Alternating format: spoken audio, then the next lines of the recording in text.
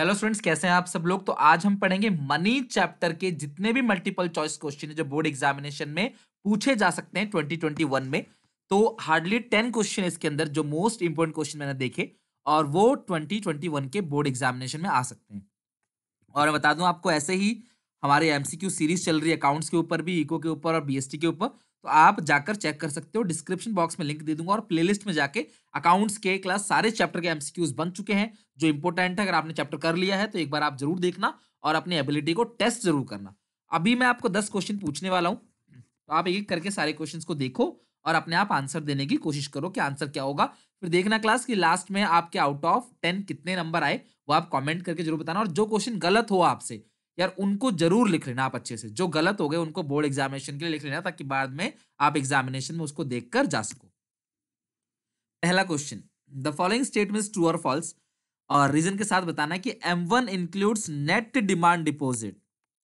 आप सबको पता होना चाहिए मनी सप्लाई को मेजर करने के लिए क्लास M1 है, M2 है, M3 है और M4 है। तो जो M1 है उसके अंदर क्लास नेट टाइम डिपॉजिट आता है, ना कि gross demand deposit.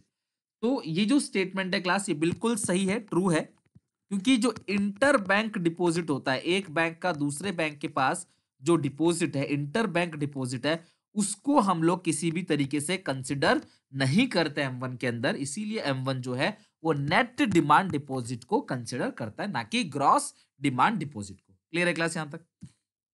Second, money supply is a dash concept. बहुत ही इंपॉर्टेंट है क्लास। मनी सप्लाई कैसा कॉन्सेप्ट है? बेसिकली जो ये चैप्टर है मनी, इसके अंदर क्लास आपको जो मनी सप्लाई है यही कंपोनेंट है जो आपने जो याद करना है। यही एक टॉपिक है जो आपने पढ़ना है, वही आपके सिलेबस में।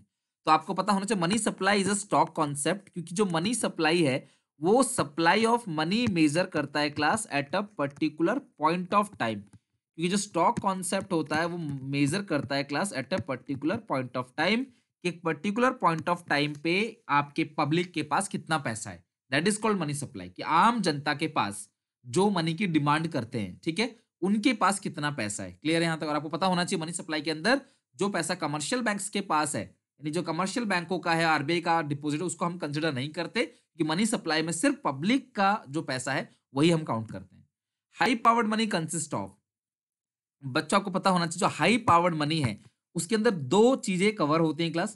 पहला, करेंसी हेल्ड बाय पब्लिक, जो पैसा पब्लिक के पास है, जो करेंसी पब्लिक के पास है। और अगला है क्लास, कैश रिजर्व विथ, तो बैंकों के पास जो कैश रिजर्व पड़ा हुआ है वो। तो आप देख लो क्लास ऑप्शन में कौन सा सही है। Currency coin held by public, currency cash reserve with the bank and demand deposit, currency held by public and cash reserve with the bank. तो थर्ड क्वेश्चन का जो ऑप्शन बस सी है वो करेक्ट है। What is high powered money? लो, इस तरह से क्वेश्चन पूछा जा सकता है, हाई पावर्ड मनी क्या है? तो आप लिख लें सॉल्यूशन में, सॉरी आंसर में, high powered money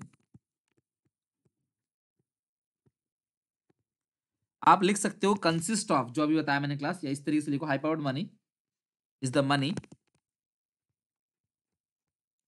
produced by RBI and the government. जो मनी आरबीआई और गवर्नमेंट ने प्रोड्यूस किया है। इट इंक्लूड्स, दो चीजें इंक्लूड होती हैं क्लास। पहला,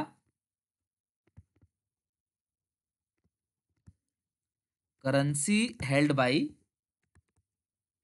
द पब्लिक, और दूसरा है cash reserve with the banks. ये आपका हाई पावर्ड मनी 1 मार्क में आ सकता है।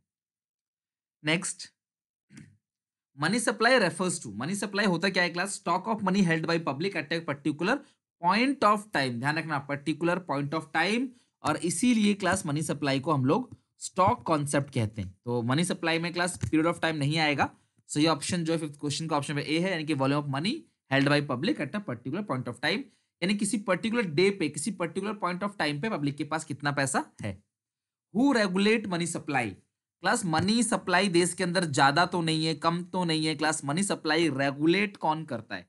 तो मनी सप्लाई क्लास जो रेगुलेट करता है बेसिकली वो है रिजर्व बैंक ऑफ इंडिया, यानी कि आरबीआई मनी सप्लाई को रेगुलेट करता है। और इसके लिए आरबीआई की एक पॉलिसी होती है, कमेंट सेक्शन में क्लास बताओ जरा कितने बच्चों को पता है कि आरबीआई की पॉलिसी का नाम क्या है। डैश पॉलिसी, आरबीआई की पॉलिसी है जिससे आरबीआई मनी सप्लाई को कंट्रोल करता है, इन्फ्लेशन और डिफ्लेशन को कंट्रोल करता है। आपने कमेंट सेक्शन में बताना है।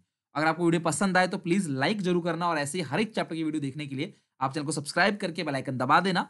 और टिल एग्जाम आपको पूरा सिलेबस कराऊंगा मैं, पूरे MCQs, important question, expected question और क्लास केस स्टडीज, एवरीथिंग सब कुछ आपको यहाँ पे फ्री ऑफ कॉस्ट चैनल पे मिलेगा।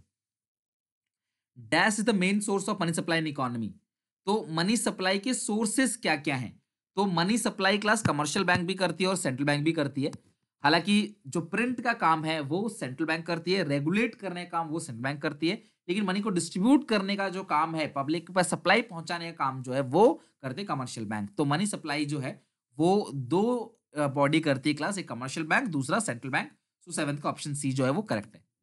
Supply of money refers to quantity of money. Class मैंने आपको बताया मनी सप्लाई हमेशा पर्टिकुलर पॉइंट ऑफ टाइम पे होता है, तो आप लगाओगे सी पे टिक, क्योंकि आपको मैंने बताया कि इस चैप्टर में मनी सप्लाई ही है, तो इसीलिए सारे क्वेश्चंस सेम आपको मिल रहे होंगे।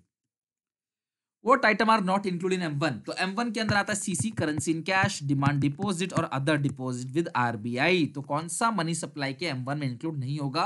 पब्लिक के पास जो पैसा है वो भी है, ये भी है, ये भी है, लेकिन inter bank deposit are not included. तो आपने ध्यान रखना कि इंटर बैंक डिपॉजिट को मनी सप्लाई के अंदर काउंट नहीं किया जाता।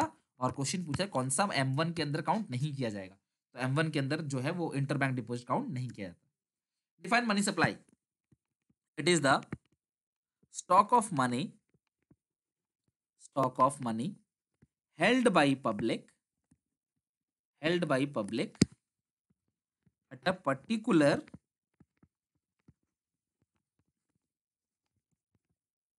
point of time। ध्यान रखना क्योंकि ये स्टॉक कॉन्सेप्ट है।